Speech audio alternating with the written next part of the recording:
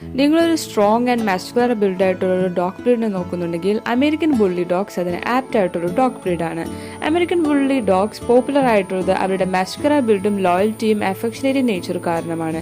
ഇവർ വളരെ stocky muscular body with broad chest and powerful stance ആയിട്ടാണ് വരുന്നത്. ഇവർ വരുന്നത് medium sized with blocky head and strong jaw appearance ആണ്.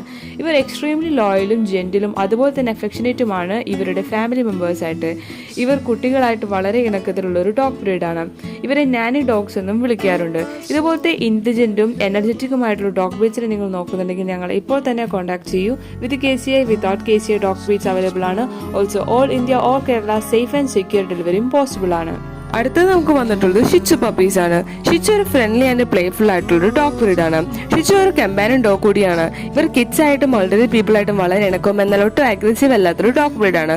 ഇവരുടെ കാം ആൻഡ് ജെന്റിൽ നേച്ചർ കാരണം ഇവരൊരു ഇമോഷണൽ സപ്പോർട്ടീവ് അനിമൽ ആയിട്ട് കണക്കാക്കുന്നത്. ഇവരൊരു ടോയ് ബ്രീഡ് കാറ്റഗറിയിൽ പെട്ട ഒരു ഡോഗ് ബ്രീഡ് ആണ്. ഇതുപോലത്തെ top quality top pedigree lines വരുന്ന പപ്പീസിനെ നിങ്ങൾ നോക്കുന്നുണ്ടെങ്കിൽ ഞങ്ങൾ ഇപ്പോൾ തന്നെ കോൺടാക്ട് ചെയ്യൂ. With KCI without KCI puppies available ആണ്.